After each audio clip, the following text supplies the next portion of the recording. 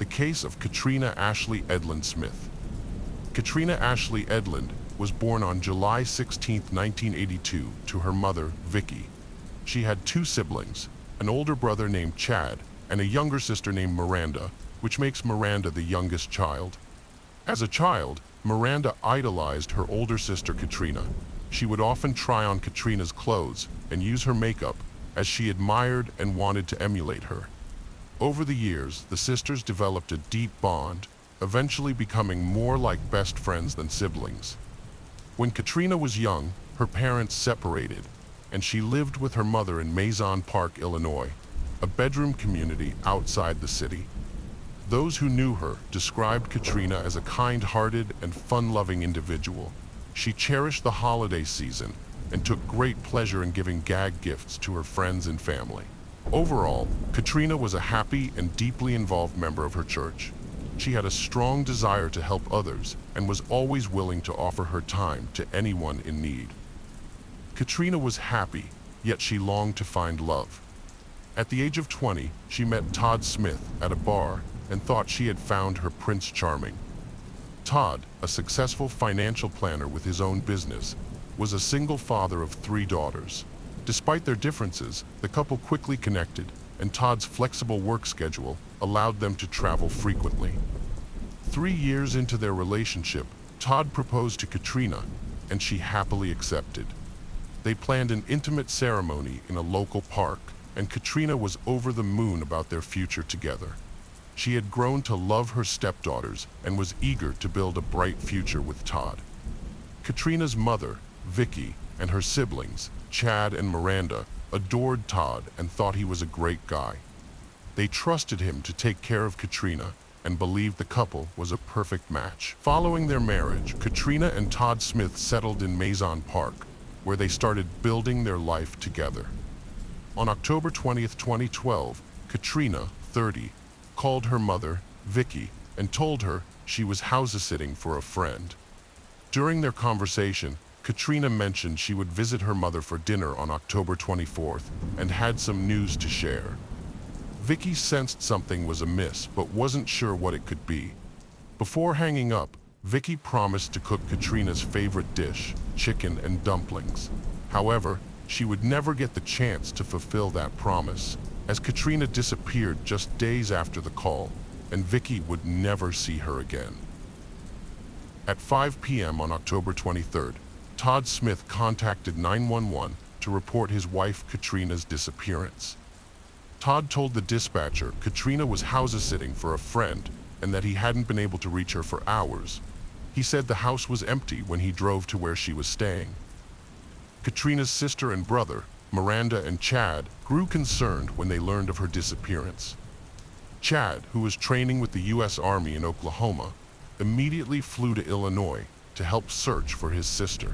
On the night of the 23rd, a concerned local resident contacted the police to report an abandoned vehicle near Rock River, stating that it was not parked on the roadside, but rather in an easement, giving the impression it had been hastily deserted. Upon responding to the scene, the police officers ran the license plate and discovered it was registered to Katrina Smith. Following a thorough examination of the vehicle, the officers found no signs of a struggle or any indication of Katrina's presence.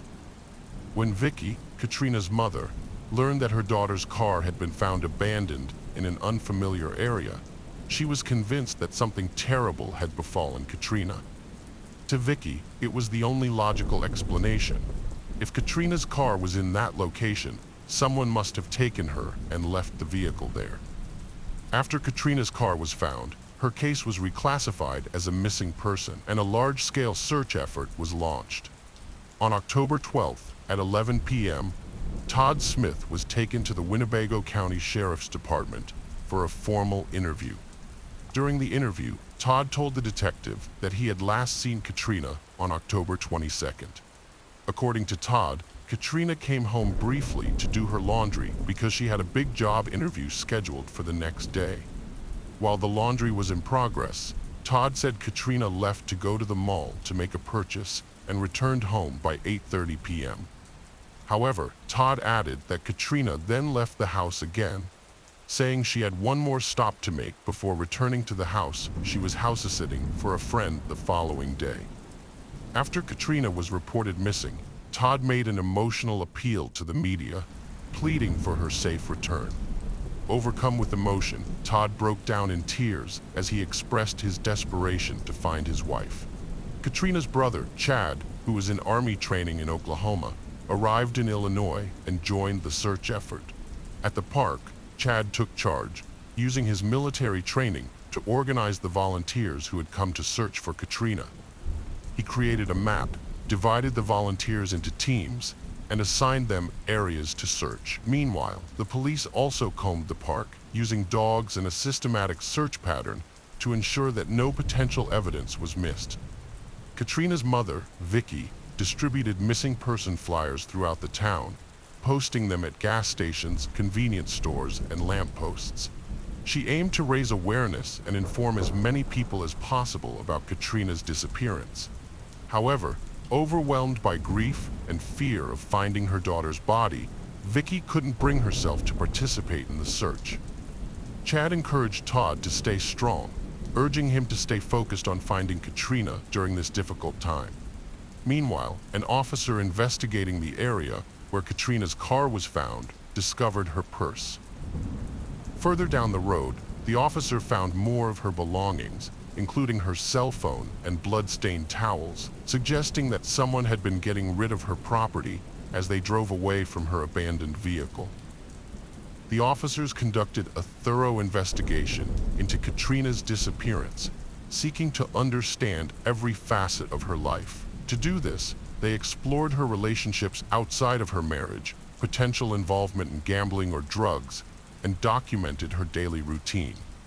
Katrina's friends and family were extensively interviewed, and they all described her as a kind, responsible person who prioritized her responsibilities and avoided dubious activities.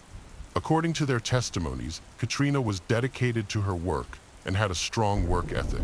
She showed no signs of addiction or irresponsible behavior and was known as a devoted spouse and hardworking individual who maintained her integrity. During the search for Katrina, a woman came forward with an intriguing tip.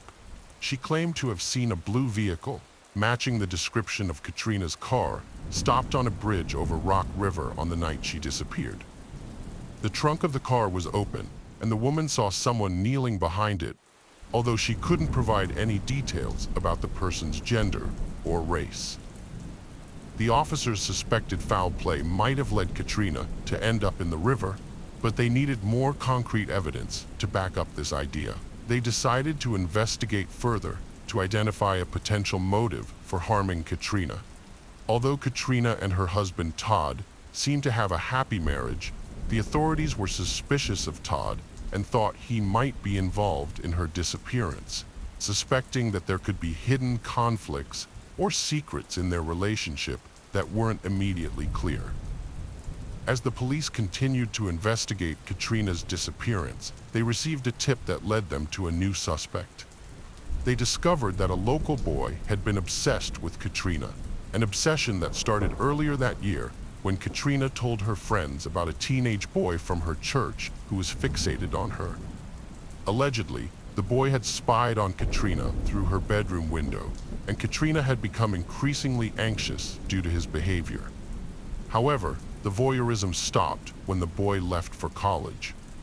3 days into the search for Katrina, her cell phone, which was being examined at the crime lab, yielded crucial clues. The phone proved to be a treasure trove of information for the investigating officers. By analyzing Katrina's cell phone, they gained valuable insights into her text messages, including incoming and outgoing calls, pictures, videos, and even her GPS location, providing a detailed record of her activities. The data from Katrina's phone gave the police a wealth of clues, enabling them to build a clearer picture of her activities. They discovered that she was having an affair with a coworker, Guy Gabriel, which started innocently but grew stronger until they became romantically involved. Detectives' background check on Guy Gabriel showed a disturbing past, domestic violence, and threatening texts to Katrina, demanding she leave her husband Todd for him. With a violent history and menacing messages, Guy became the prime suspect in Katrina's disappearance, suspected of reacting violently when she refused him. Katrina and Todd were believed to have the ideal marriage, making the discovery of her infidelity a shock to everyone. Todd, who had been unaware of his wife's affair until the police investigation, was devastated by the news of her unfaithfulness. During the course of the investigation, Guy Gabriel was questioned by police at their department. While he did admit to having had an affair with Katrina, he denied any involvement in her disappearance and claimed to have been at work on the night she went missing. During their investigation into Katrina's affair with Guy Gabriel, the police uncovered an incident that had taken place 2 weeks prior to her disappearance. According to witnesses, a black Volkswagen Jetta sped through the parking lot of the auto shop where Katrina and Guy worked during their lunch break. The driver, whose face was masked, tossed a stack of flyers through the open sunroof, which scattered at the feet of the employees who had gathered. The flyers contained a derogatory comment about Katrina's relationship with Guy Gabriel, but the identity of the driver remained unknown. When the police interviewed Katrina's hairstylist, she disclosed that Katrina had confided in her about feeling threatened and had expressed a desire to buy a gun for self-protection. Katrina had also shared her concerns that someone was tailing her and had even visited a store to have her phone checked for a potential tracking device. At the police garage, investigators processed Katrina's car as a crime scene and searched for evidence. They used luminol, a chemical that glows brightly when it comes into contact with blood. The luminol test revealed a significant amount of blood in the trunk of Katrina's car. Later, a body was found in the river by investigators. They pulled it from the water, but decomposition had set in severely, making it hard to identify. The body was then taken to the medical examiner's office, where an autopsy was performed to figure out how she died. By comparing the body's dental records to Katrina Smith's, the medical examiner confirmed the remains belonged to her. The autopsy showed that Katrina's death was caused by a severe blow to the head. Katrina's family was devastated when they learned that her body had been found and that she had been murdered by blunt force trauma to her head. Her mother, Vicky, was in shock and couldn't bear the thought that her daughter had been violently beaten. The police had also investigated a teenage boy who was suspected of stalking Katrina, but they cleared him as a suspect after verifying his alibi. He had been on campus at his college during the time of Katrina's disappearance and murder, so the police focus shifted to Katrina's boyfriend, Guy Gabriel, who was outside of her marriage. Guy Gabriel provided an alibi for the night Katrina vanished, stating he was at work, and his managers verified this with his time card. Several co-workers also confirmed they saw him at the workplace, clearing him of suspicion in Katrina's disappearance and murder. The police wanted to know what Guy thought about who might have hurt Katrina. Guy told them that Katrina's husband, Todd, was controlling and that he had warned Katrina to get out of the marriage. According to Guy, Todd's behavior was potentially volatile and could have led to violence. As the police investigated Katrina's marriage to Todd, they uncovered troubling facts. Katrina had told multiple people she wanted a divorce and had met with a divorce lawyer the day before she disappeared. Although she claimed to be house-sitting at a friend's condo, the police found that she had actually moved in due to her separation from Todd. After gathering information and conducting interviews, the police began to suspect Todd of being involved in the mysterious flyer incident at Katrina's workplace.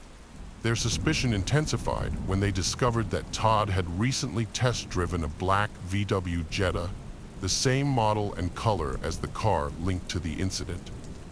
The timing of these events also raised suspicions, as Todd allegedly took the test drive around the same time the incident occurred. When the police informed Katrina's family that Todd was not only the prime suspect in her murder investigation, but had also been taken into custody, they were shocked and disbelieving. They had grown to love and respect Todd, considering him part of the family. The news left everyone feeling devastated and betrayed. Katrina's mother, Vicky, was particularly affected, as the realization that her son-in-law could be responsible for her daughter's murder made her physically ill.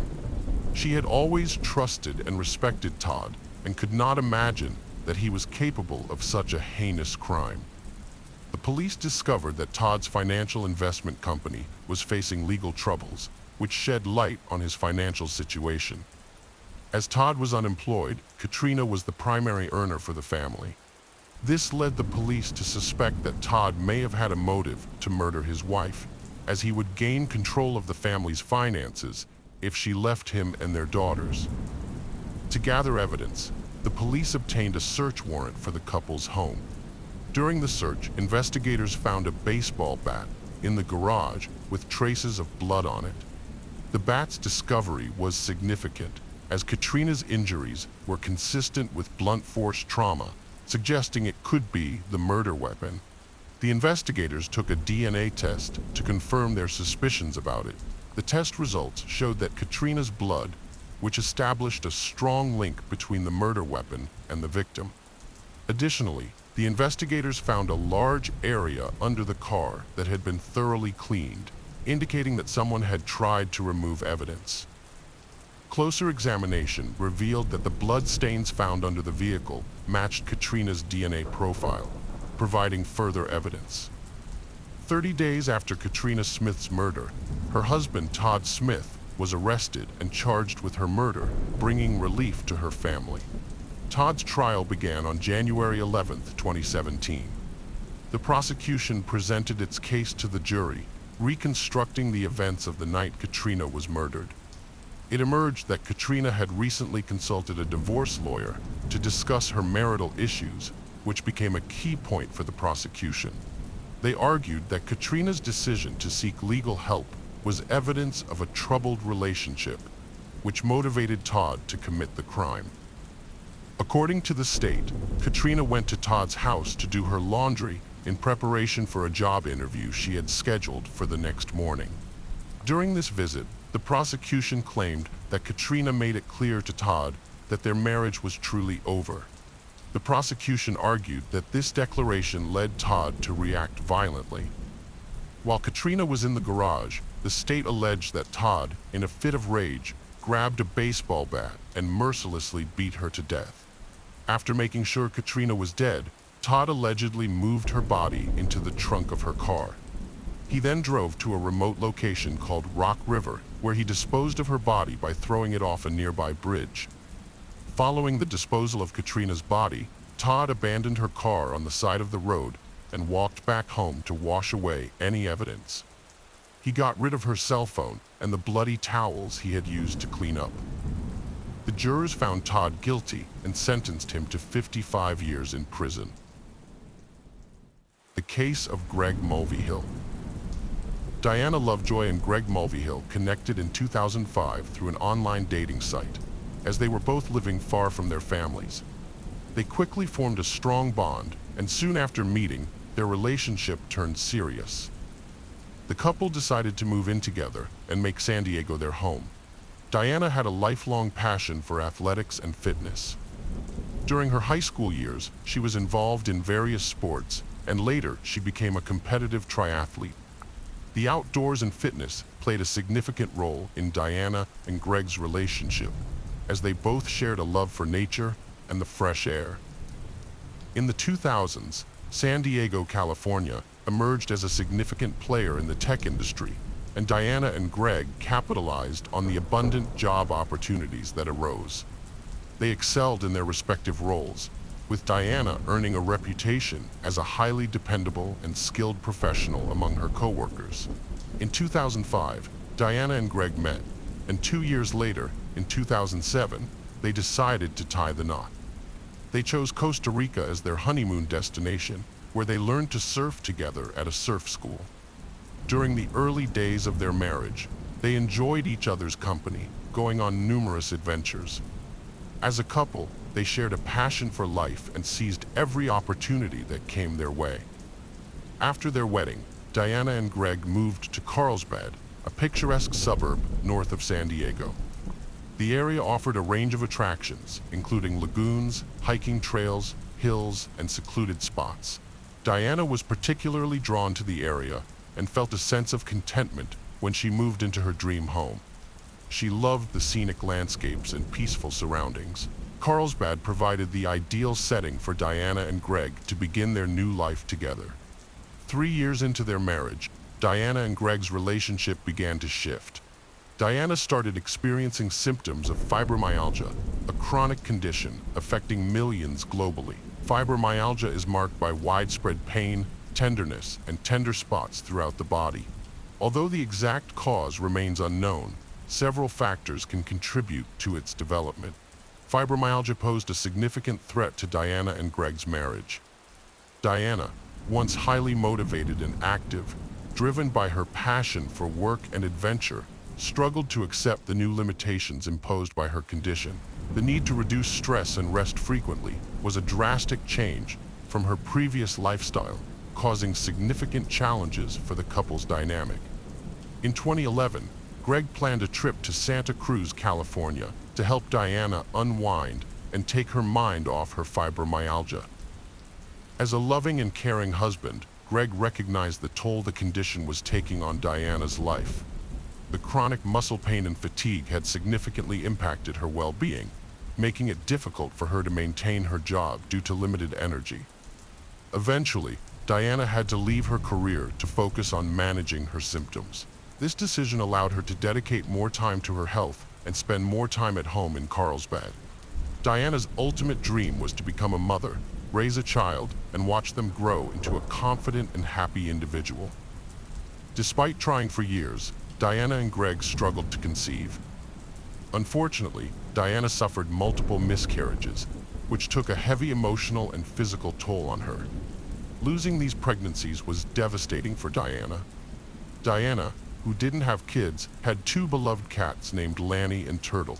Sadly, Turtle fell ill and passed away. To comfort Diana, Greg got her a new kitten, which she named Taffy. This thoughtful gift really helped Diana cope with her loss. After trying for years to have a baby without success, Diana was surprised to find out she was pregnant. Greg was thrilled and couldn't wait to become a dad. Diana felt the same way, as her dream of becoming a mom was finally coming true. In September 2012, Diana gave birth to a baby boy. Greg took time off work to bond with his newborn son. He loved being a father and cherished every moment with his child. Diana, being a devoted mom, always wanted her son to be healthy and happy. However, as time passed, she started to worry that her son might have a similar condition to her fibromyalgia. Greg was certain their son was healthy and saw no reason to be concerned, but Diana disagreed, convinced he was sick. Despite Greg's confidence in their son's well-being, Diana was adamant he was ill and began researching ways to help him. In her research, Diana discovered guanine, a drug similar to Mucinex, often used to treat chest infections. Some people claimed it could alleviate fibromyalgia symptoms. Diana became determined to give her son high doses of guanine, but Greg strongly opposed this, believing it was unnecessary to medicate their son. Their disagreement over their son's health care created tension in their marriage. When Greg suffered a shoulder injury that forced him to quit his job, the tension escalated. With their household income now reduced, Diana took on a sales job to make up for the financial shortfall. She also attempted to earn money through online cooking videos, with Greg handling the camera work, but this didn't generate the desired income. Additionally, Diana appeared in promotional videos for kitty litter, but this failed to provide a significant financial boost. By the time their son was 2 years old, Diana and Greg's relationship was in serious trouble due to their constant fighting and disagreements over their child's health. Diana often expressed her frustrations to her co-workers, complaining that Greg was unhelpful and unsupportive. In July 2014, the police questioned Greg about the abuse allegations Diana had made against him in multiple reports. As a result, Greg was forced to leave the family home, and Diana and their son were allowed to stay. Diana confided in a close friend about an incident in which she claimed Greg had allegedly assaulted her while she was asleep and heavily medicated. She said that as she regained consciousness, she realized Greg was touching her without her consent. Furthermore, Diana made additional accusations, including a claim that Greg had sexually abused their son. Following Diana's allegations of abuse, Child Protective Services became involved in the situation.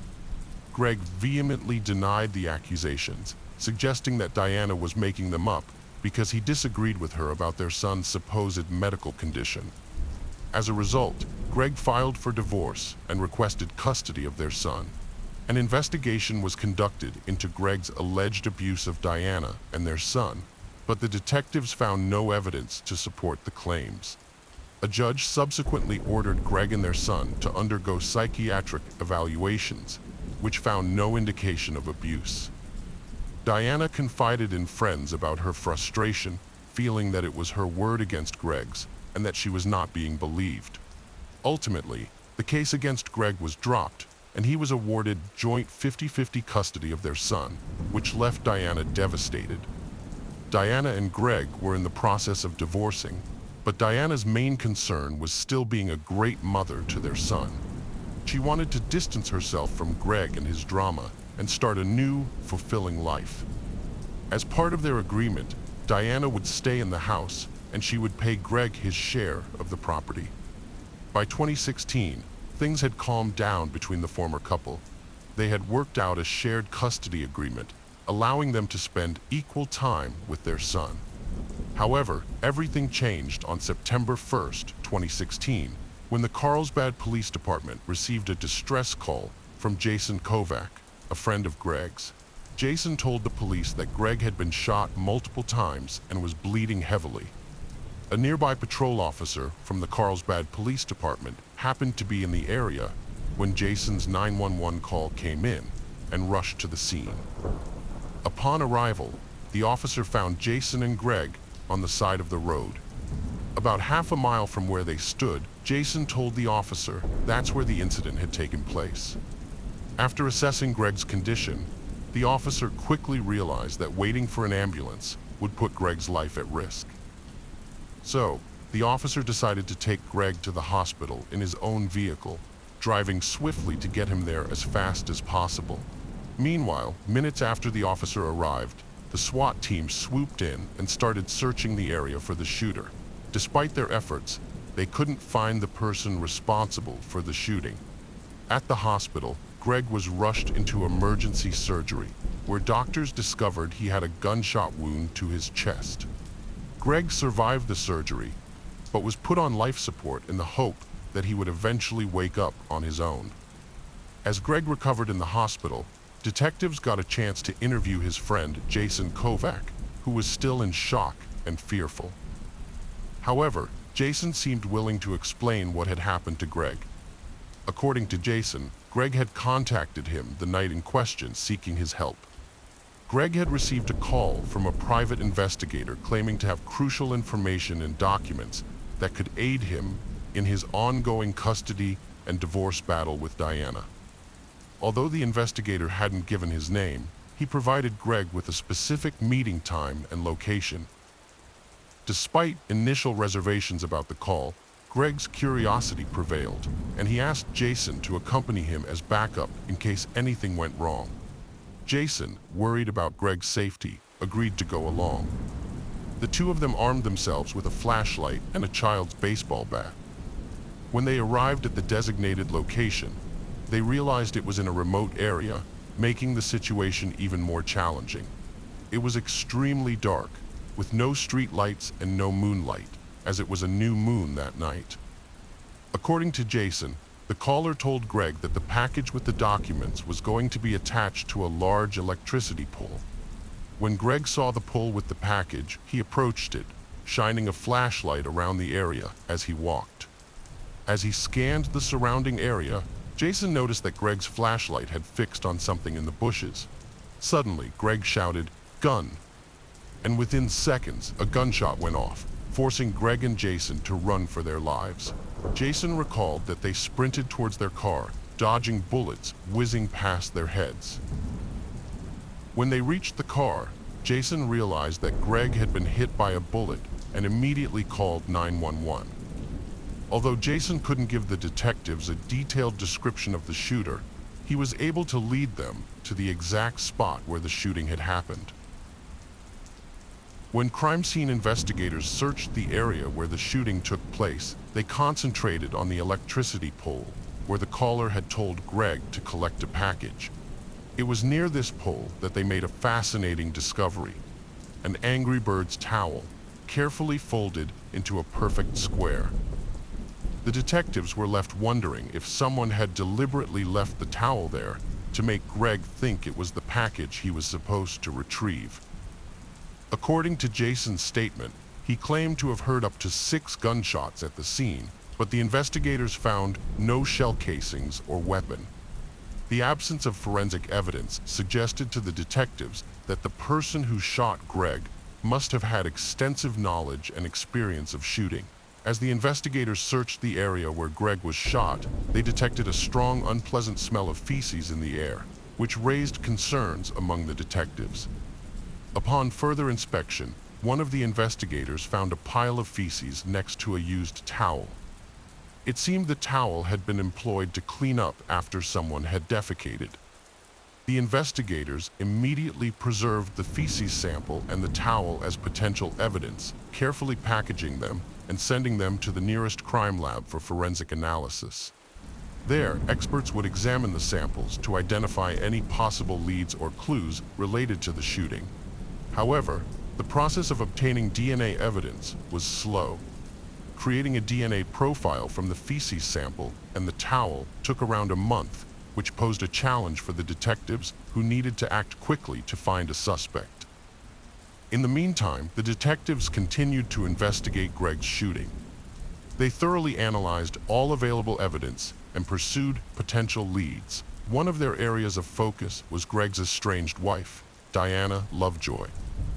The detectives brought Diana Lovejoy in for questioning at the police department. During the interrogation, they asked her if she knew about a private investigator who had contacted her estranged husband, Greg, regarding their divorce documents. Diana denied knowing anything about this and claimed she no longer spoke to Greg. Additionally, Diana had an alibi for the time of the shooting, stating she was at home with her son. Diana claimed to have no additional information and was unable to suggest any potential suspects when questioned further. After 24 hours on life support, Greg unexpectedly regained consciousness and began to recover. Once his condition improved, detectives interviewed him. The detectives asked Greg about his estranged wife Diana, wondering if she might be linked to the shooting. Greg acknowledged their past conflicts, ongoing divorce, and custody battle over their son, but doubted Diana was capable of such violence. He insisted he had no enemies and no idea who was behind the shooting. During the investigation's early stages, detectives obtained the phone number used to lure Greg to the remote area where he was attacked. Upon closer examination, they discovered the phone was on a pay-as-you-go plan, making it untraceable. However, they managed to obtain information from the carrier, revealing that the cell phone was purchased at a Best Buy near Carlsbad. One of the detectives quickly got in touch with the manager of the Best Buy in question and asked if they could provide information about when the cell phone was bought. The detective also asked if they could get a hold of the video footage of the person who made the purchase. After spending hours reviewing the footage, the manager found the relevant sections that matched the time frame of the purchase and sent the footage to the detectives. While watching the video, the detectives could see that the image was poor quality, but they were still able to identify Diana Lovejoy, Greg's estranged wife, in the footage. This discovery made Diana the main suspect in Greg's shooting, and she was promptly arrested during a traffic stop. Despite her arrest, Diana continued to claim she was innocent. The detective asked Diana about her purchases at Best Buy. Although the detective already knew Diana had bought a pay-as-you-go cell phone, which was linked to the number that had led Greg to his shooting, Diana falsely claimed to have bought a router. The detectives then showed Diana a still image from CCTV footage at Best Buy, which depicted the person who bought the phone, and it looked exactly like her. When confronted with this evidence, Diana admitted to buying the cell phone. After this, Diana's story about her involvement in Greg's shooting changed.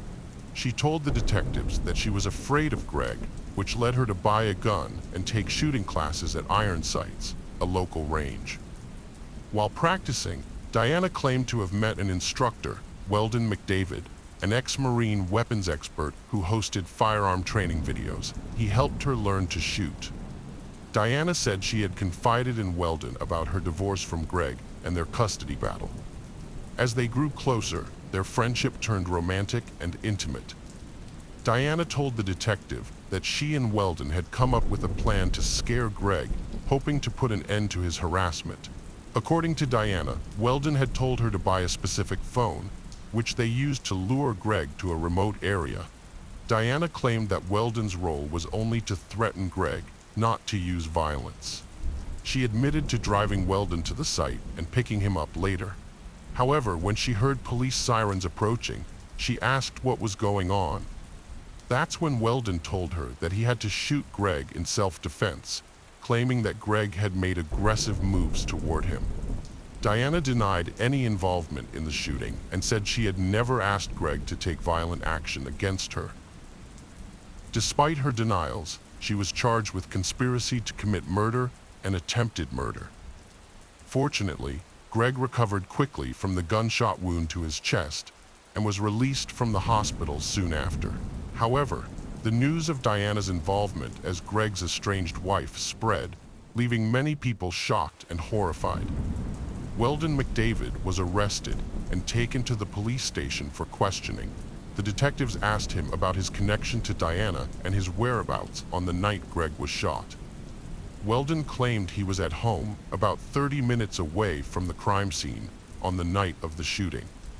When the detectives asked for a DNA sample, Weldon became nervous, realizing they were onto something. The detectives asked if his DNA could be found at the crime scene, and Weldon pretended to be surprised, saying he just remembered something. Weldon told the detectives that the night before the shooting, he went for a run after eating Mexican food, which had upset his stomach, and stopped to use the bathroom on a dirt road. The detectives got a search warrant for Weldon's house, focusing on the garage and hidden areas. They found a suspicious object in the rafters, which turned out to be a rifle with a live round and 6 spent shell casings. These casings matched Jason Kack's account of hearing 6 gunshots. Weldon was then arrested on charges of attempted murder and conspiracy to commit murder. After searching Weldon's home, the detectives obtained a warrant to search Diana Lovejoy's house. While examining her computer, they found a peculiar search history. Diana had looked up the term "new moon," which caught their attention. The detectives realized that September 1st, the night of the shooting, coincided with a new moon. This was significant because new moons have minimal ambient light. By analyzing her search history, the detectives concluded that Diana had planned the shooting in advance. Her interest in new moons suggested that she intended to use the lack of light to help her husband's murder. The detectives' findings strengthened their belief that Diana played a key role in planning the shooting. During the investigation, detectives uncovered a motive for Diana to kill Greg. The divorce settlements required her to pay him $120,000 for their house. Faced with the possibility of not being able to make the payment on time, Diana might have thought that eliminating Greg would be easier than settling the debt. The trial of Diana Lovejoy and Weldon McDavid began in October 2017. Weldon testified that he never intended to shoot Greg, claiming his sole intention was to scare him. However, he alleged that things took a turn when he heard either Greg or Jason yell, "I got a gun." Weldon maintained that as a skilled marksman, he would have killed Greg if that was his intention. The prosecution presented an alternative theory. Weldon failed to kill Greg because Greg shone a flashlight in his eyes, disorienting him due to the darkness. The lack of moonlight, thanks to a new moon, had left Weldon sitting in the dark for a long time, affecting his sense of orientation. This ultimately saved Greg's life. The jury found Diana Lovejoy and Weldon McDavid guilty of conspiracy to commit murder and attempted murder. When she heard the verdict, Diana collapsed. Although the state suspects she faked it. Weldon received a sentence of 50 years to life, while Diana was sentenced to 26 years to life. Both defendants maintained their innocence. The case of Shauna Nelson. Heather Hodges and Ignacio Gose met at a university party while studying at the University of Northern Colorado. It was instant attraction, with Ignacio's friendly nature and great personality drawing Heather in right away. They both felt an undeniable spark of love at first sight. Heather had a lively and fun personality, combined with a touch of innocence. Her stunning physical appearance didn't go unnoticed, with her pale skin, red lips, and dark hair captivating Ignacio. He affectionately nicknamed her his Snow White. When Ignacio asked Heather out on their first date, she was thrilled and eagerly shared the news with her roommates, who were over the moon for her. Heather's friends were delighted for her, as she hadn't had much experience with dating, and they believed this date could be the start of something truly special. As Heather and Ignacio's relationship blossomed, it quickly evolved into a more serious commitment. Ignacio was devoted, constantly surprising Heather with her favorite flowers and coffee. His thoughtful gestures made Heather feel loved, appreciated, and valued. After graduating from the University of Northern Colorado, Ignacio took their relationship to the next level by proposing to Heather, and she happily accepted his proposal. Heather and Ignacio got engaged, but Heather made it clear that if Ignacio ever cheated on her, she would end the marriage immediately, no matter how sorry he was or how hard he tried to make things right. This was non-negotiable for her, and she would not tolerate infidelity in their relationship. A year after getting engaged, they got married in a beautiful ceremony. Ignacio became a police officer at the Gray, Colorado Police Department, while Heather worked as a supervisor at the local credit union.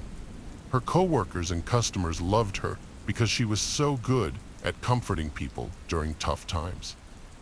One of her colleagues even said she was wonderful in every way. 5 years after getting married, Heather and Ignacio decided to start a family. Soon, Heather gave birth to a beautiful baby girl named Victoria.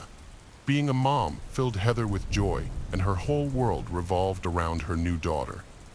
Ignacio was a great dad too. From the outside, it seemed like they had the perfect life.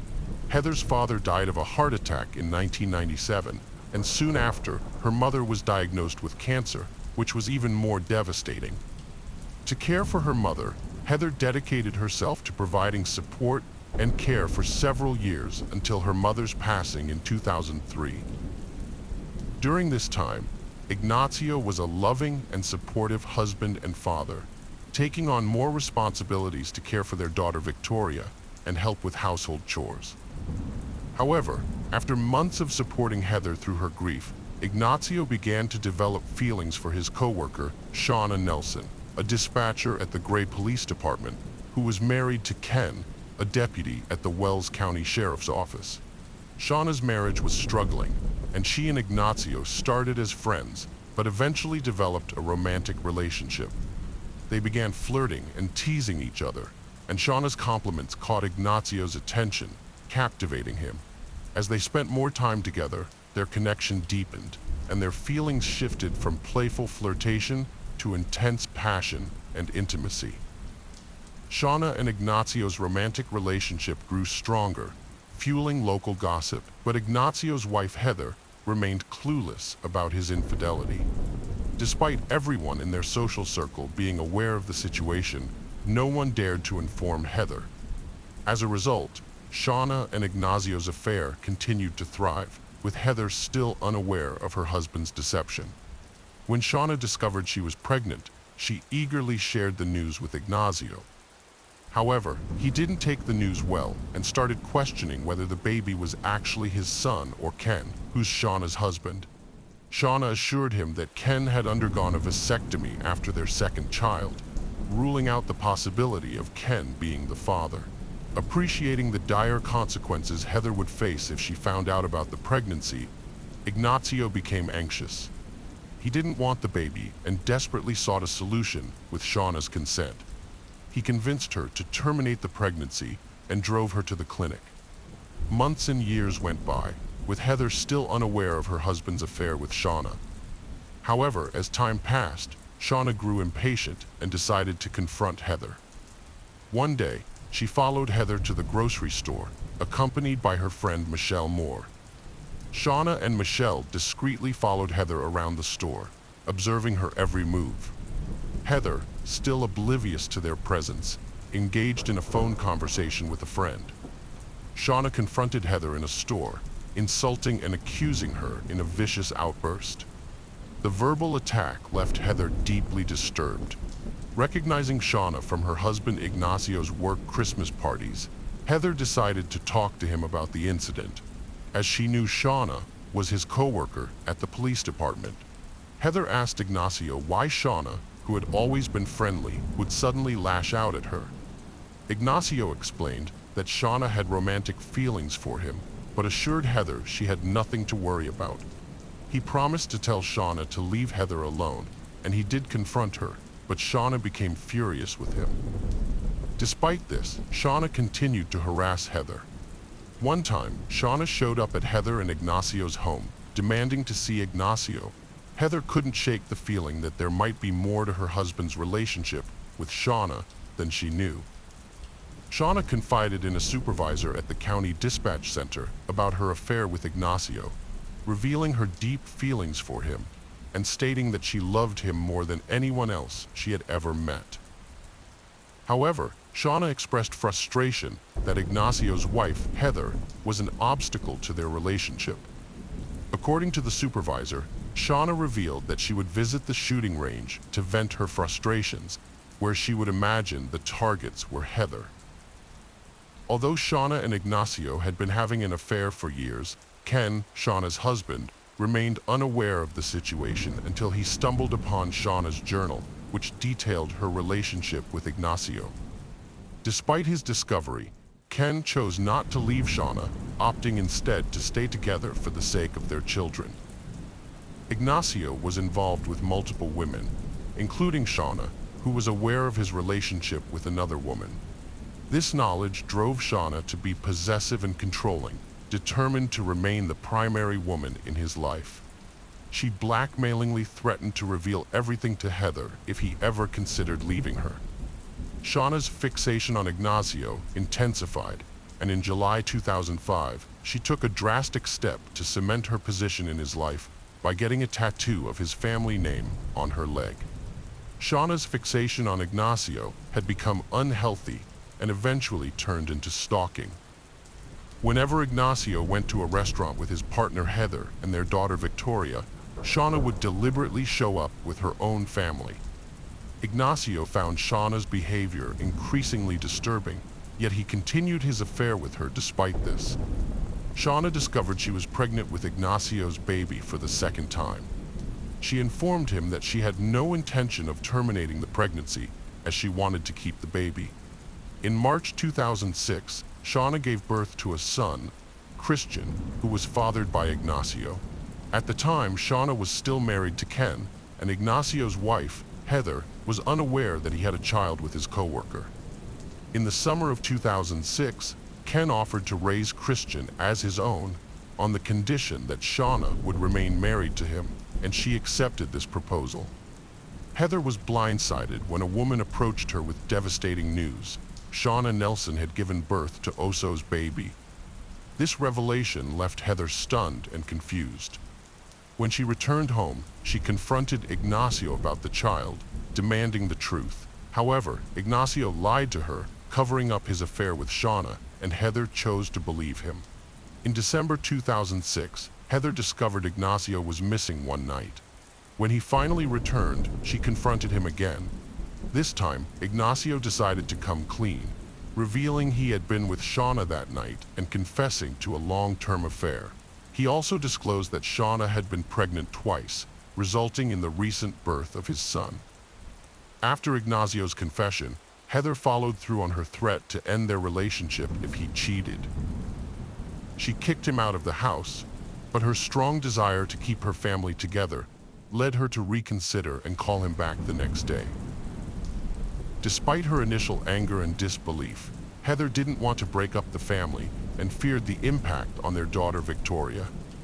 Heather told Ignacio she knew he was in love with her and that she felt the same way. She said she wanted to keep their marriage together and didn't plan to file for divorce. However, she made it clear she wasn't ready to just go back to how things were right away. Instead, she gave him some conditions to meet before she'd consider taking him back. First, Ignacio had to get tested for STDs. Heather also suggested he see a counselor, thinking it would help them work through the tough parts of fixing their marriage and dealing with the underlying issues that led to him cheating. Additionally, Heather asked Ignacio to give up his rights as a father to Shauna's baby. And lastly, she wanted him to end things with Shauna altogether. Ignacio was desperate to save his marriage and agreed to all of Heather's conditions. He knew he'd hurt her and was willing to make things right. Ignacio called Shauna to break the news, with Heather standing nearby and listening to the whole conversation. Moments after Ignacio ended their phone call, Heather received a text message on her cell phone. The message included a photo of Shauna and Ignacio's son, accompanied by the words, "IGS Flesh and Blood." Shauna was enraged, still seething from Ignacio's decision to end their relationship and stay with Heather. Feeling betrayed and abandoned, her anger intensified. As a result, Shauna started openly discussing her plans to sue Ignacio for child support, seeking financial compensation for their son, Christian. By early 2007, Ignacio and Heather were working to salvage their marriage, which had been damaged by Ignacio's infidelity. Despite the obstacles, they were committed to repairing their relationship and moving forward. However, Shauna, Ignacio's former mistress, refused to let go and continued to torment Heather. The situation became so unbearable that Ignacio and Heather had to take extreme precautions to safeguard their family and property. They started parking Heather's car in the garage rather than on the street to prevent Shauna from vandalizing it. Moreover, they sought legal help and had their lawyer serve Shauna with a formal warning, instructing her to leave Ignacio, Heather, and their daughter Victoria alone. The warning explicitly stated that she must stop harassing and intimidating them. Shauna ignored the warnings and consequences, continuing to harass Heather through various methods, including text messages, emails, and voicemails, using abusive and hurtful language. On January 23, 2007, at around 6 p.m., Heather was leaving her job at the credit union, looking forward to spending the evening at home with her daughter. But her peaceful night was abruptly shattered as she exited the building with her colleagues. In the dimly lit parking lot, where they were preparing to leave in their vehicles, the group was suddenly confronted by an individual dressed in black, wearing a Halloween mask and wielding a gun. The gunman deliberately targeted Heather, while others in the group tried to hide. He pointed his weapon at her head and ordered her to kneel. Before pulling the trigger, he told her, "You ruined my life," and then shot her twice in the head at point-blank range in an execution-style killing. The gunman fled the scene in a nearby red pickup truck. As Heather lay dying, her co-workers and other witnesses in the parking lot called 911. Paramedics rushed to the scene, but were unable to save her life. The gunshot wounds to her head proved fatal, and she was pronounced dead at the scene. When the police arrived to secure the crime scene, they realized the victim was Heather, the wife of their co-worker Oso. They contacted Ignacio, telling him to rush to the hospital. Ignacio rushed through the hospital corridors to reach Heather's trauma room, but a doctor intercepted him with devastating news. It was too late, and Heather had already passed away. The news about his wife's death hit Ignacio hard. He knew he had to break the devastating news to their 9-year-old daughter, Victoria. Telling Victoria that her mother was gone was the most difficult thing Ignacio ever had to do. He and Victoria spent a long time sitting together, hugging and crying uncontrollably. Meanwhile, back at the crime scene, witnesses were sharing their accounts of the murder with the police. One witness reported seeing the shooter suddenly appear and then quickly disappear in a red pickup truck. Another witness thought the shooter might have been a woman based on the way they ran. During the investigation, the police focused on a suspect named Shauna Nelson, who had been mentioned in connection with Heather's harassment. Someone who knew about Oso's affair suggested that Shauna might have been responsible for Heather's shooting. The police officers at the crime scene were already familiar with Shauna, as she was a police dispatcher, and her husband, Ken, who was also a police officer. They also knew that Ken owned a car similar to the one the shooter was driving. With the evidence against Shauna growing, the police put out an all-points bulletin on the radio, looking for her in the red pickup truck they believed she was driving. That night, Shauna's husband, Ken Nelson, was on patrol in his police car when he heard the alert about his wife and her vehicle. He immediately started searching for her and found her driving his car near their home within 20 minutes. When Ken stopped her, Shauna claimed she had been running errands, but Ken became suspicious because she was not wearing shoes, despite it being January in Colorado. What really caught his attention, however, was that she was wearing his socks, underwear, and pants. After stopping her, Ken called in the sighting and asked for backup. Soon, police officers arrived and took Shauna into custody. The investigation into Heather's murder began to focus on whether Shauna was involved. The authorities found a pair of shoes with Shauna's DNA on them, less than 1,000 feet from the crime scene. Moreover, they recovered 2 shell casings from a .40 caliber Glock Model 22, the same type of gun used by Ken in his work. This discovery further strengthened the case against Shauna. The investigators discovered a Halloween mask, similar to the one worn by the suspect in Heather's shooting, hidden under the seat of Ken's red pickup truck. A fully drawn bathtub was found at Shauna's home during a search, leading some to suspect that she may have been planning to clean herself of any blood spatter after the shooting. After her arrest, Shauna underwent thorough testing, including swabbing her clothing and hands for gunshot residue.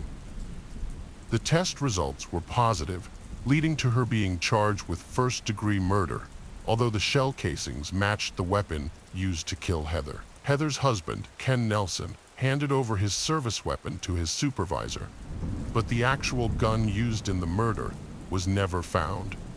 Because Ken didn't detain Shauna after the murder, he was charged with tampering with evidence and being an accessory to first-degree murder.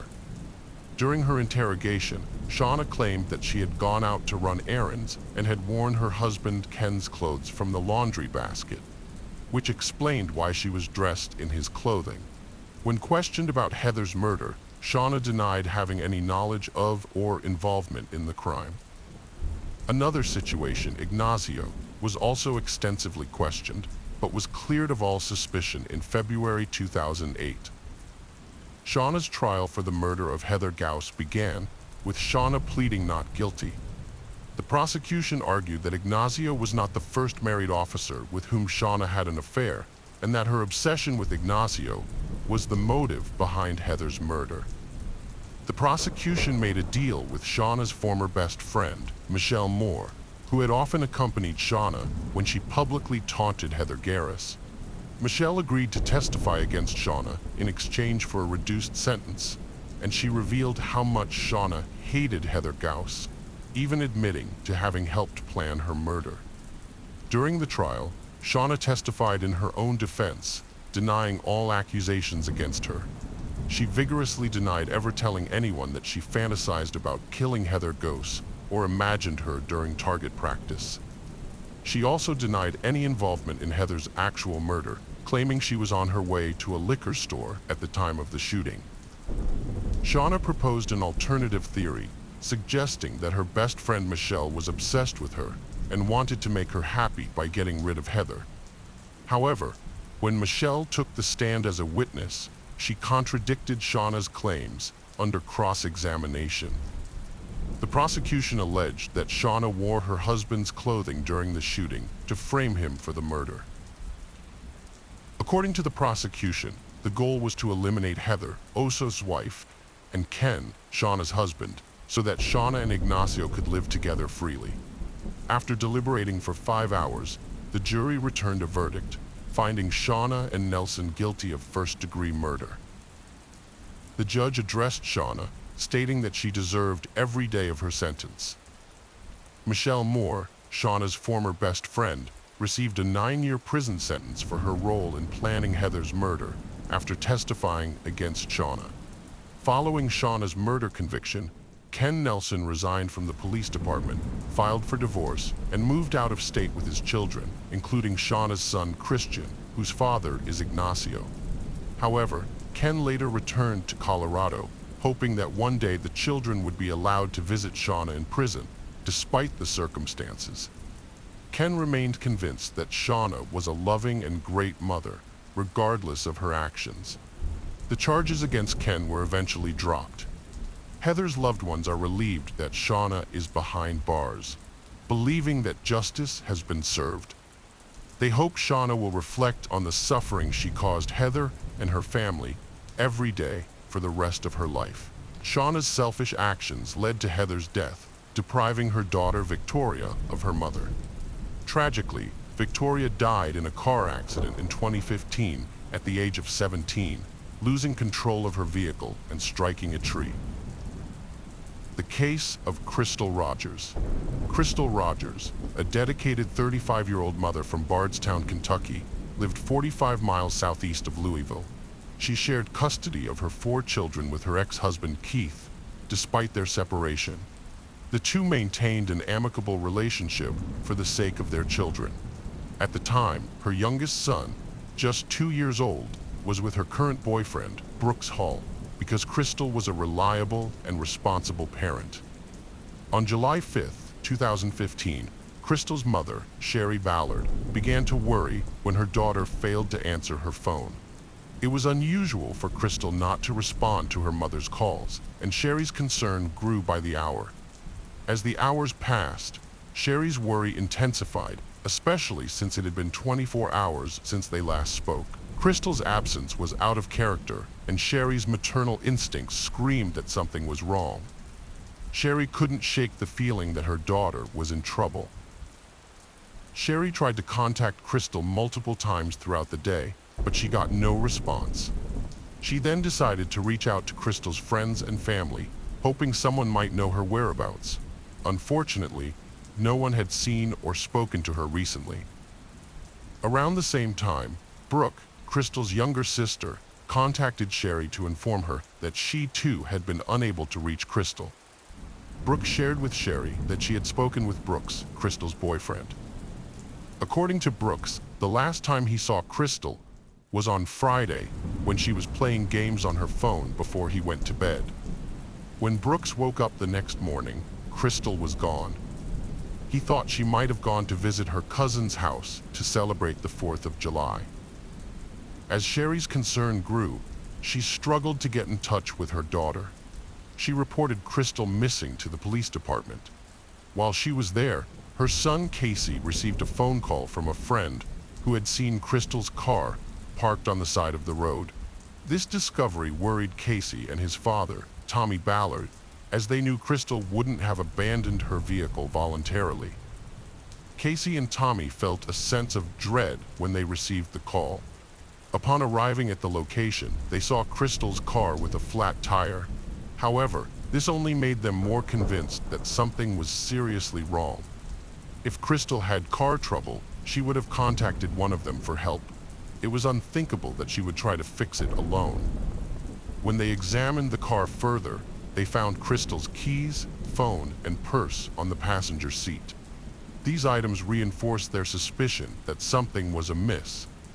Crystal never went anywhere without her belongings, and their presence in the car increased their fears for her safety. After Crystal's father and brother discovered her car on the Bluegrass Parkway, they immediately contacted the Nelson County Sheriff's Department. Investigators responded to the scene, inspecting Crystal's vehicle. Although they found no signs of a struggle, one detail caught their attention. The driver's seat was positioned in a way that seemed inconsistent with someone of Crystal's height, implying that someone else might have driven her car. The authorities continued their investigation, seeking help from potential witnesses who may have seen something on the parkway. However, no one provided any useful information. The police then turned to the media, hoping to generate leads from the public. They released Crystal's photo, appealing to the public for help in finding her. Unfortunately, no significant leads came forward. Tommy, Crystal's father, assembled search teams to find her, but the hot and humid weather hindered their efforts. Despite many people showing up to help, her boyfriend Brooks was conspicuously absent. The police became suspicious of Brooks's apparent indifference to Crystal's disappearance, especially since she was the mother of his child. When questioned, Brooks claimed that Crystal and their son had visited his family's farm the previous night, returning home around midnight. He stated that he went to bed while Crystal stayed up, engrossed in her phone, playing games. Brooks claimed that when he woke up at 7 a.m., his son was already in bed with him, but Crystal was missing. Initially, he speculated that Crystal might have gone out with her cousin, but those close to Crystal disputed this, as she would never leave her son behind. Crystal was extremely devoted to her 2-year-old. Crystal's sister, Brooke, believed that Crystal was planning to leave Brooks, citing his lies and lack of emotional attachment to her. Crystal had confided in her mother, Sher, about her desire to leave Brooks, but admitted it wouldn't be easy due to his controlling nature. Casey, Crystal's brother, had recently noticed tension between Brooks and Crystal and had witnessed several heated arguments. The police asked Brooks to take a polygraph test at the police station, but the results were inconclusive. Following the test, Brooks had a formal interview with the detectives. They had gathered footage that corroborated parts of his story, including a video showing his truck entering his family's farm and leaving the property around midnight. However, due to the tinted windows, it was impossible to identify who was inside the truck at the time. According to Brooks, while at the farm, he did some chores, lit a fire to burn building materials, and waited for the fire to die out before driving home. During the interview, the police questioned Brooks about a 13-second phone call he had with Steve Lawson, a business associate, on his way back from the farm. To clarify, Brooks suggested that Steve Lawson explain the conversation to the police. Steve Lawson said he had called Brooks to get the contact details for a rental property. However, the police found this explanation suspicious, as it seemed rehearsed. Steve Lawson added that Brooks told him he had to wait until he got home because Crystal, who normally handled such matters, was not available. The police were puzzled, wondering why Brooks, who was with Crystal at the time of the call, couldn't just hand her the phone and discuss the matter then and there. During Brooks's interview, his brother Nick, a police officer in Bardstown, called him. Nick urgently told Brooks to leave the interrogation room at once. The police didn't believe Crystal had simply run away and abandoned her car on the side of the Bluegrass Parkway. Instead, they thought something must have happened to her while she was at the Brooks HW family farm. As the investigation into Crystal's disappearance progressed, several people contacted the police, claiming to have seen Brooks's truck and Nick's police car at the Howe family farm. These reports led detectives to suspect that the brothers were at the farm, getting rid of evidence related to Crystal's disappearance. The police decided to bring Nick in for questioning to gather more information. They confronted him about being seen at his family's farm on July 8th and asked him to explain his presence. However, Nick claimed to have no knowledge of the incident and denied being there that night. Despite his denial, the police continued questioning him, asking directly if he and his brother had destroyed or hidden evidence related to Crystal's disappearance. Nick vehemently denied any wrongdoing and insisted his brother was incapable of harming someone. He also stated that, As a police officer, it was unthinkable for him to assist Brooks in covering up a crime. After the interview, Nick agreed to take a polygraph test at the police's request. The test results showed that he failed to answer two questions truthfully.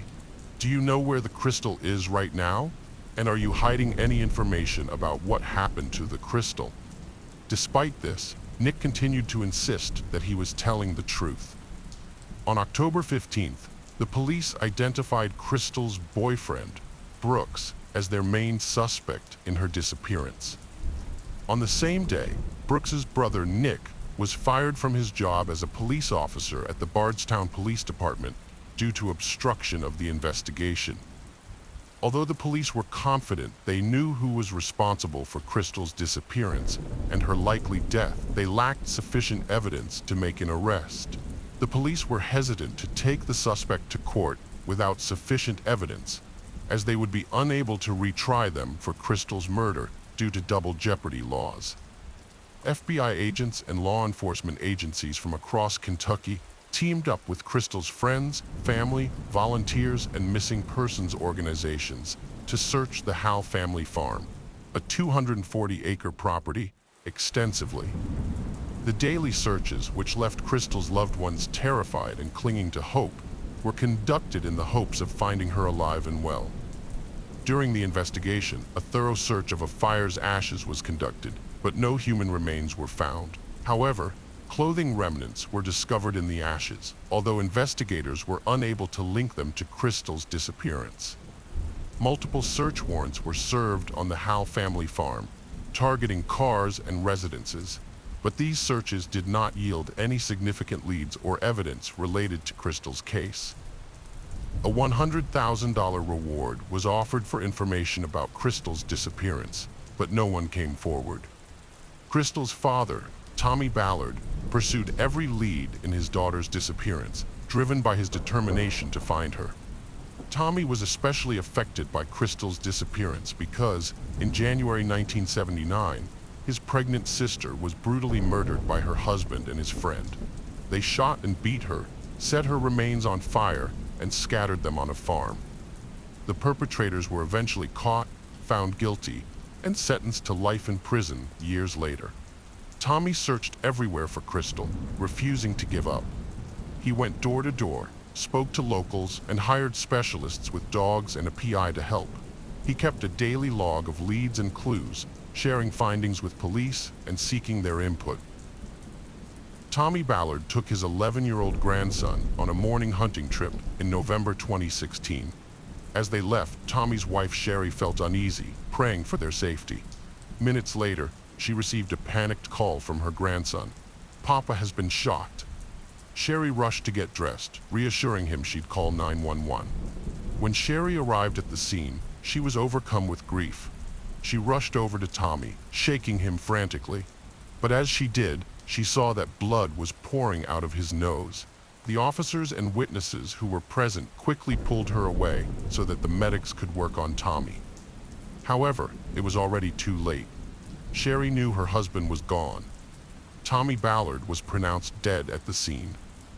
Initially, the police said Tommy's death was due to a hunting accident. However, Sherry was outraged when she heard this explanation. She was adamant that it was not a hunting accident, but a deliberate murder. "This is my husband, and I know you're aware of it. This is a murder," she asserted emphatically. After investigating Tommy's death, investigators concluded that he did not take his own life because his weapon had not been fired. They also cleared his 11-year-old grandson of any involvement in the shooting. The Kentucky State Police later announced that they were treating Tommy's death as a murder. The Ballard family believes that Tommy was killed because he was getting close to uncovering the truth about his daughter Crystal's disappearance. They think the people responsible for Crystal's disappearance wanted Tommy out of the way, fearing he might expose the truth. In 2022, the FBI conducted a 5-day investigation into Crystal's disappearance, returning to the Ballard family farm to search for more evidence. The FBI aimed to collect evidence to hold the person responsible for Crystal's disappearance accountable. Although the FBI did not disclose whether any valuable evidence was found, a spokesperson confirmed in October 2022 that all collected evidence would be analyzed at the FBI's lab in Quantico as the investigation into Crystal's disappearance continued. The Attorney General of Kentucky made the crucial decision to appoint a special prosecutor to help with the prosecution of criminal charges related to the deaths of Crystal Rogers and her father, Tommy Ballard. Crystal's mother, Sherry Ballard, knew about the appointment and strongly supported it, believing it was necessary to ensure justice for her loved ones. Sherry Ballard recognized the importance of appointing a special prosecutor to handle the complex case of Crystal and Tommy's deaths. This dedicated team of prosecutors brought a fresh perspective and independent expertise, allowing for a more detailed and comprehensive understanding of the case. With a special prosecutor on board, Sherry Ballard was confident that there would be greater attention to detail and a more thorough investigation. She believed this would ultimately lead to a stronger case in court and thus justice for the victims' families. The appointment of a special prosecutor also sent a clear message that the justice system took the case seriously and was committed to holding those responsible accountable. In July 2023, a Kentucky grand jury indicted 32-year-old Joseph Lawson on conspiracy to commit murder and tampering with physical evidence, both charges related to Crystal's disappearance.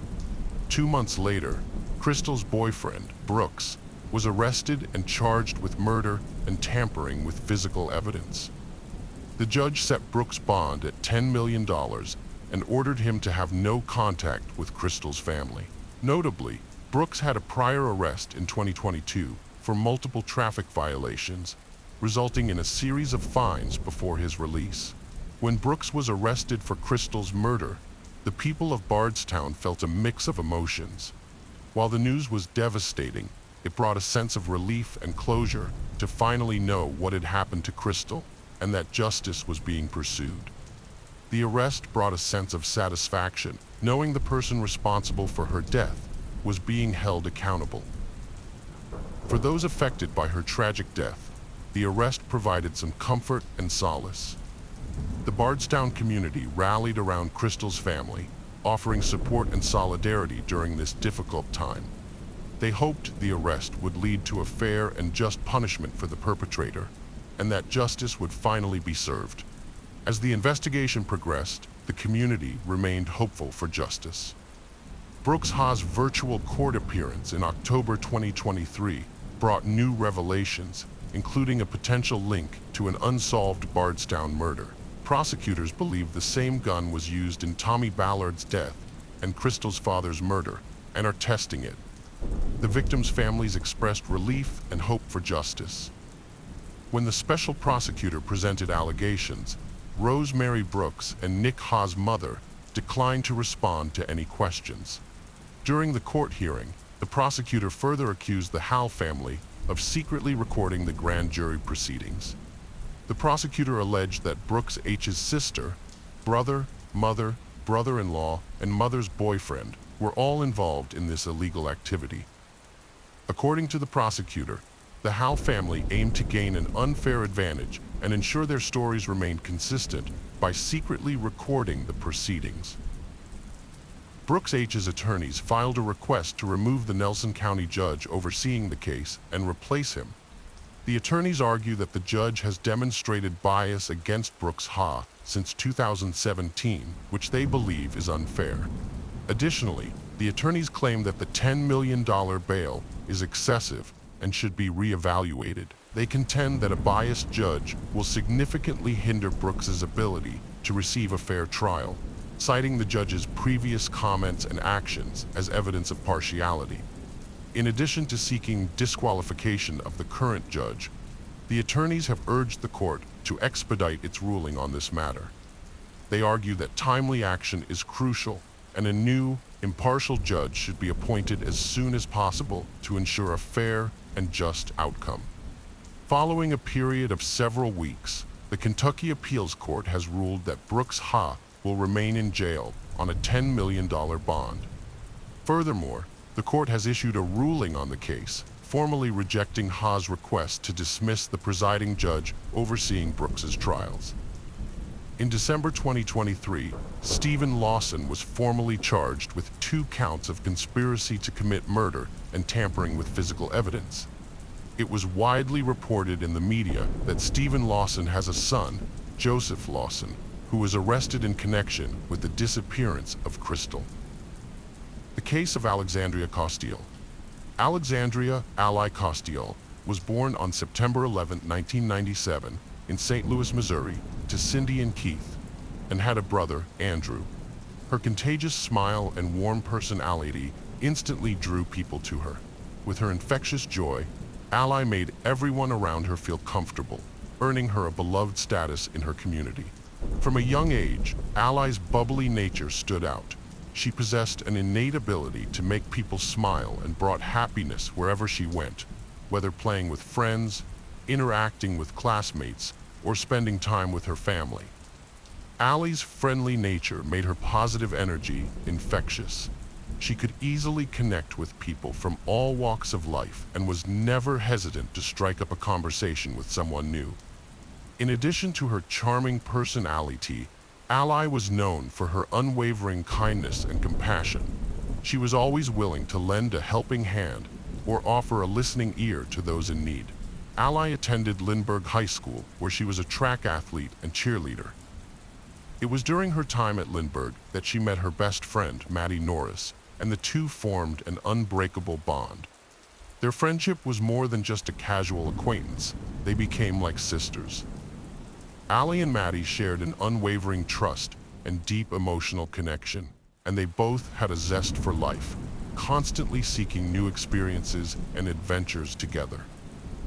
As a result, they tackled challenges, laughed, and created lifelong memories. One of their favorite activities was spending lazy afternoons lounging on the couch, engrossed in a romantic comedy.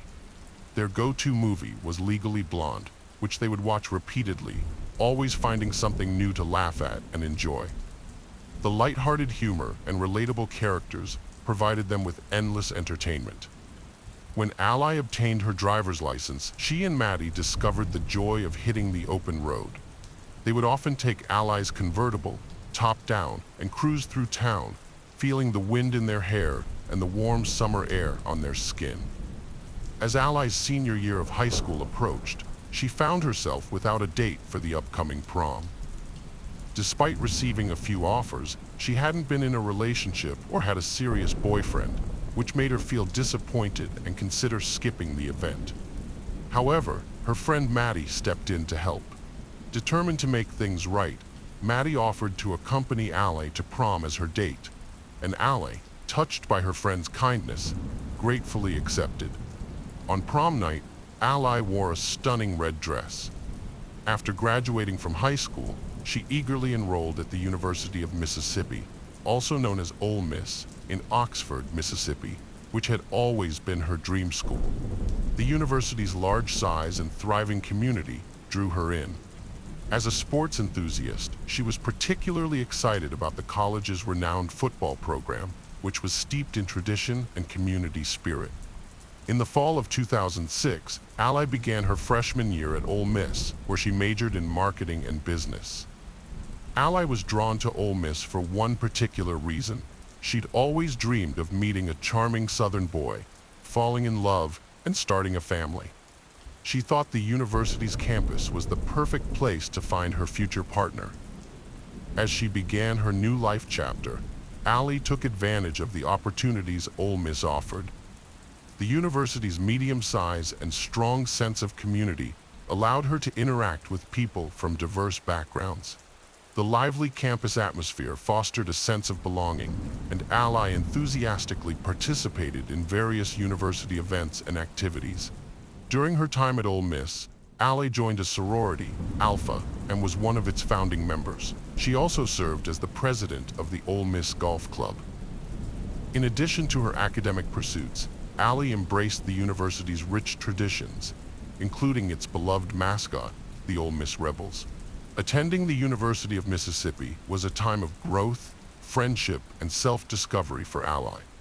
Her friendly, kind nature made it easy for her to connect with others, and soon she became a familiar face on campus. One of her college friends, Morgan Hall, was particularly impressed by her remarkable strength and determination when she effortlessly rearranged her dorm room furniture on her first day as a freshman. At a campus party, Ally met Elizabeth Brick, and they instantly clicked. It was as if they had known each other for years. Their connection was that strong. They seemed destined to be friends, and Ally felt an instant bond with Ely, as they called her. Ally had always been captivated by sunsets. The changing colors of the sky as the sun descended towards the horizon mesmerized her. Among the colors that made up a sunset, pink held a special place in her heart. It was not only her favorite color, but also one that brought her a sense of calmness and peace. The soft, delicate hues of pink reminded her of nature's tranquility and beauty. Determined to share her appreciation for the beauty surrounding her, Ally made it her mission to capture stunning shots of sunsets. She was on a quest to take as many photos of this natural phenomenon as possible. To showcase her collection, Ally created an Instagram account dedicated to her sunset photos, eager to share her love for them with the world. Ally met Brandon Held, a boy from Fort Worth, Texas, one night at a bar downtown in Oxford. She was immediately attracted to him and developed a crush. She invited him to several of her sorority dances, and over time, her feelings for Brandon grew stronger. Brandon was raised in a loving Christian family in Fort Worth. His upbringing was privileged, given that his father was a prominent doctor. He had a typical Texan childhood, enjoying outdoor activities like hunting, fishing, and soccer. During a school break, Ally's best friend, Maddie Norris from St. Louis, Missouri, visited her in Oxford. Maddie was eager to meet Brandon, having heard Ally's constant praise. However, Brandon failed to reach out or make an appearance, which hurt Ally deeply. She had trusted him to make an effort to connect with her and her friend. Maddie, witnessing Ally's pain, felt terrible for her. Although Ally seemed hurt by Brandon's actions, she remained resilient and determined to make the most of her time at Ole Miss. During her freshman year, she flourished academically and socially, making friends and enjoying her college experience.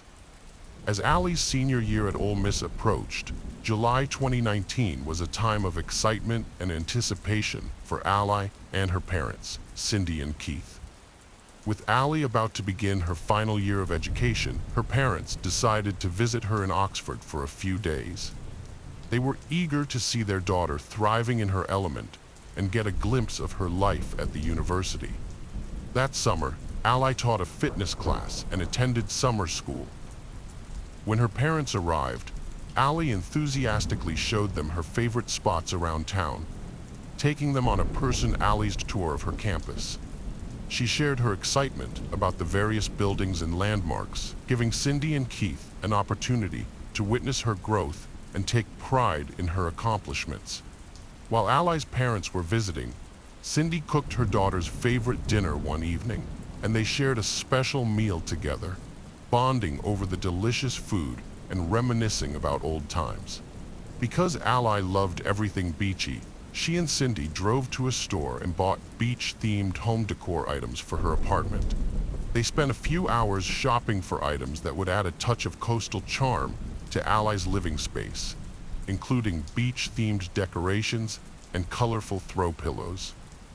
As Ally's parents were preparing to return home to St. Louis, Ally begged them to stay one more day, wanting them to experience more of what Oxford had to offer before they left. Despite their initial plan, Cindy and Keith eventually agreed to stay an extra day, on July 19th, the day they were originally supposed to return home. Later that evening, around 7 p.m., Ally's parents called, and Ally answered the phone, still groggy from having just woken up from a nap. She told her mom about her plan to go out with friends that evening. Unaware of the conversation's significance, Cindy told Ally she loved her and hung up, unknowingly speaking to her daughter for the last time. Sardis Lake, a 30-minute drive from Oxford, is a vast area popular for hunting camps and recreational spaces. The area is large, and the local sheriff's department patrols it regularly to ensure security. On June 20th, 2019, a police officer was assigned to patrol Sardis Lake in the early morning hours. Darkness surrounded the isolated lake, where the officer drove, sensing desolation. He spotted something odd near a picnic table, got out and was met with horror, a young woman's body, riddled with 9 gunshot wounds. The officer was shocked by the discovery and immediately called for backup. Within minutes, additional officers and medics arrived at the scene. As they arrived, the backup officers spotted a purse in a nearby ditch. One of the officers cautiously approached the bag, opened it, and found a wallet inside. The wallet contained an Ole Miss student ID and a driver's license with the name Alexandria CLE.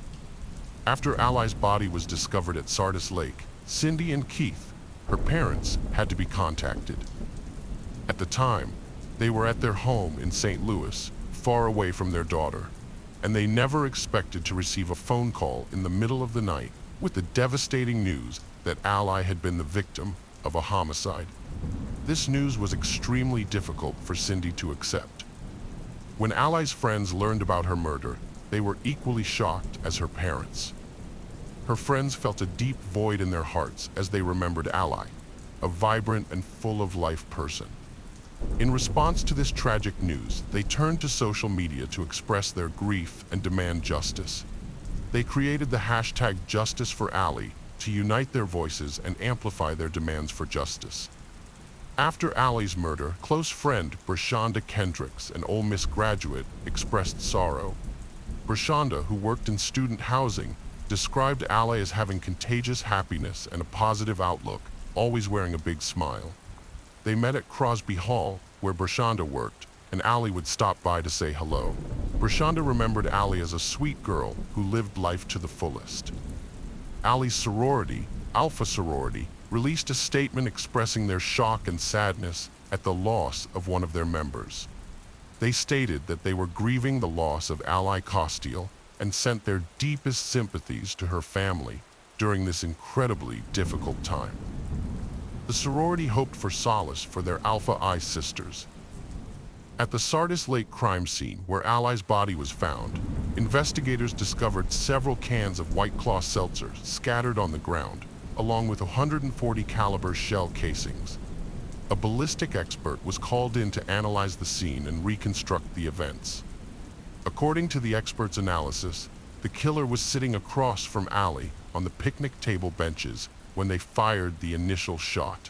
After firing the first shot, the shooter stood up and began circling the table, closing in on Ally with each step, firing additional rounds.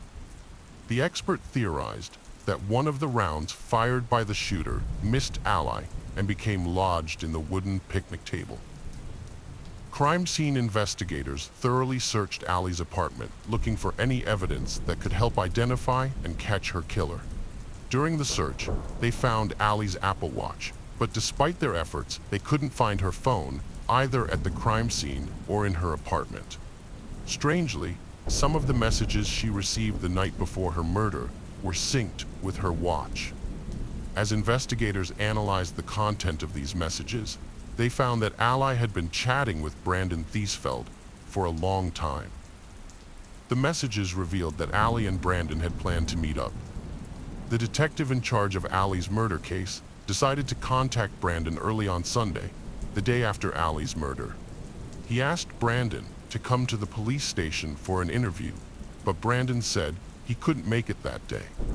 Instead, Brandon offered to meet the detective at 8:30 a.m. the next morning.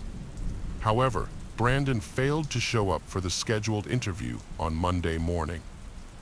After Brandon failed to appear for his scheduled interview at the police station regarding Ally's murder, the police began tracking his cell phone activity. The data revealed that Brandon was heading north on Interstate 55 towards Memphis. The police interpreted this as an attempt to flee, so they obtained an arrest warrant and issued a "Be on the lookout" alert for his vehicle, which had a distinctive license plate, making it easily identifiable. Within 2 hours of the bolo being released, the Memphis Fugitive Task Force located Brandon's car at a gas station, where he was sitting in the driver's seat at a pump. Task force agents took Brandon into custody and notified the Mississippi police. A search of Brandon's vehicle yielded a .40 caliber gun. Additionally, when Brandon exited his car, he had bloodstains on his clothing. Following his arrest and extradition to Mississippi, detectives retraced Brandon's movements in the days leading up to Ally's murder. On Saturday, July 20th, Brandon spent the day with friends, going bowling. The next day, he visited another friend's house, bringing a six-pack of beer and his .40 caliber gun. The friend told detectives that they talked for a while, but when the friend woke up on Monday, Brandon was gone. During the investigation, detectives found that Brandon had never been in a physical fight and had no history of violence. They also spoke with Brandon's friends and Ally's loved ones, learning that the couple had met at a local Oxford bar during their freshman year of college and started dating casually. However, during their sophomore year, Ally's loved ones noticed a change in her attitude towards the relationship, suggesting she was more interested in it than Brandon. This difference in interest eventually led to tension between the two, with Brandon blocking Ally's contact because she would frequently go out, get drunk, and call him. A year had passed since Brandon and Ally's initial breakup, and they reconnected during the summer before Ally's senior year. They decided to give their relationship another chance and started dating again. However, this reunion was short-lived, as Ally was tragically murdered. Brandon was subsequently charged with capital murder, the most serious criminal offense, and faced the possibility of the death penalty. The state believed Brandon was guilty of kidnapping Ally by luring her to Sardis Lake, which led to the capital murder charge. When news of Brandon's arrest broke, the people of Oxford were shocked, and the details of Ally's murder were widely reported. Brandon's arrest sparked a flurry of speculation and rumors, with community members sharing their theories. Reporters flooded the town, seeking interviews and information from those close to Ally and Brandon. This intense media scrutiny brought both positive and negative attention to Oxford, with outsiders looking on with a mix of fascination and concern.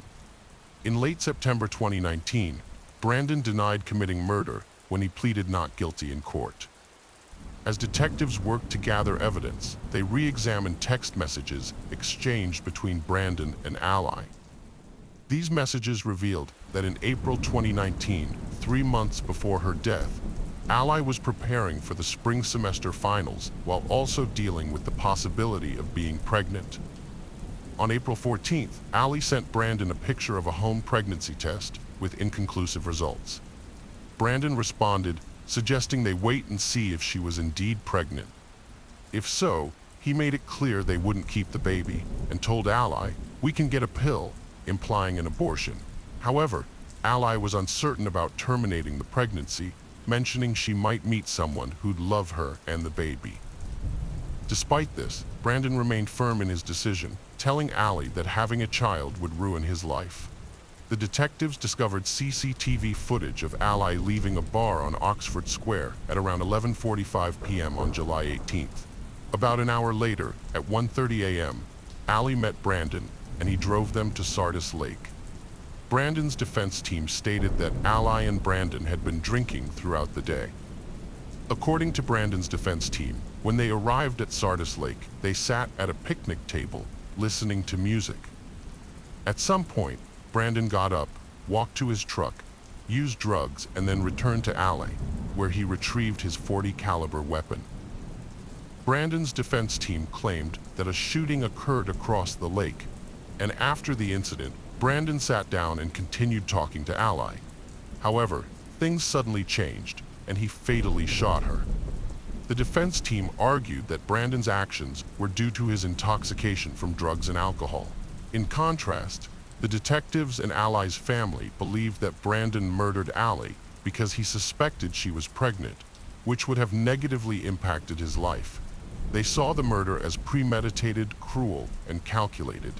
On August 27, 2021, Brandon accepted a plea deal offered by the state, which spared him from the death penalty. As part of the agreement, he pleaded guilty to first-degree murder, and received a life sentence without the possibility of parole.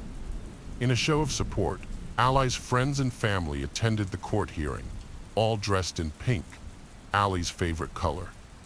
After the judge announced the sentence, Brandon turned to Allie's family and expressed his remorse for his actions, asking for their forgiveness.